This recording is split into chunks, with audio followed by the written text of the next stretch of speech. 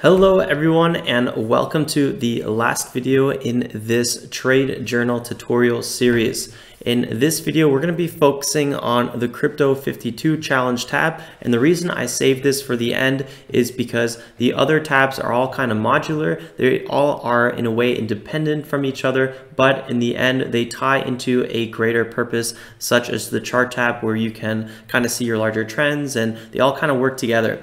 But this Crypto 52 challenge is a separate thing that we added in the 2019 edition because it is a challenge that we started in the beginning of this year. And I actually went ahead and moved over to my tab to show you guys a little bit more about how it actually works. So let's go ahead and move over. What you can kind of see here is a very simple averaging in.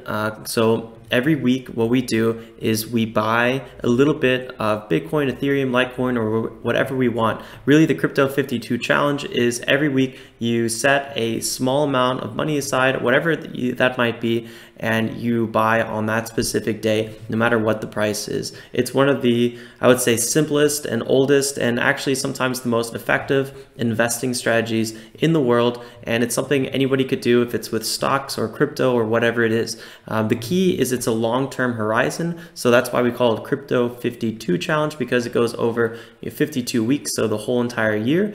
And then, yeah, every day you buy, or not every day, every week you buy, you pick a day you want to buy, and yeah, you start building up your position size. We say you can only do, or you have complete freedom to do however many you want. If you want to do more, just go over, copy this, and say insert 3 to the right, and you'll have this calculated again, and just you have to update the math a little bit.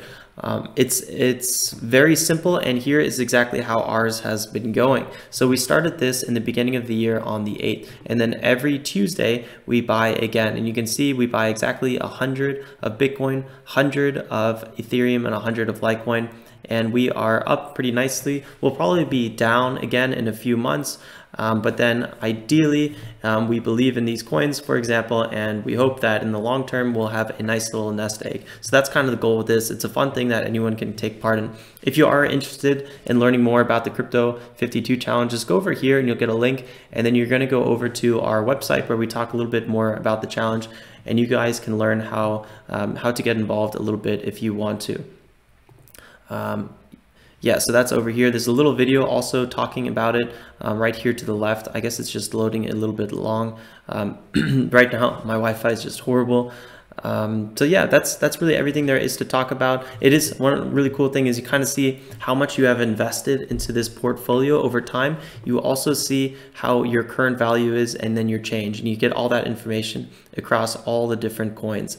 And then you also see how many coins you are holding of that specific currency. So it's really cool, kind of puts all the stats together, because that's really what this trade journal is all about: documentation, learning, seeing stats, and being able to improve your trading style from that, what those stats tell you. And also learn your trading personality, because you really learn a lot about how you trade and how you what trading styles fit based on these statistics, because you realize that certain patterns just don't work for you. I know some people are, for example, great breakout traders. I cannot do good breakout trading, especially with cryptocurrency. I was a much better breakouts trader in equities.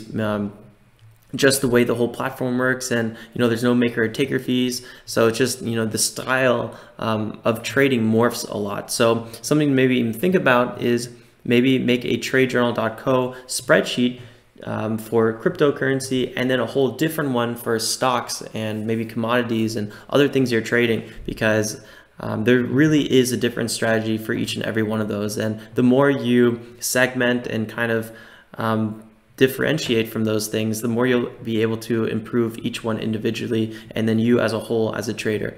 So guys, I hope you like these tutorial series. I'll be maybe adding some more videos with any new features we come out with, or any questions that I get asked. I will be happy to make another video about.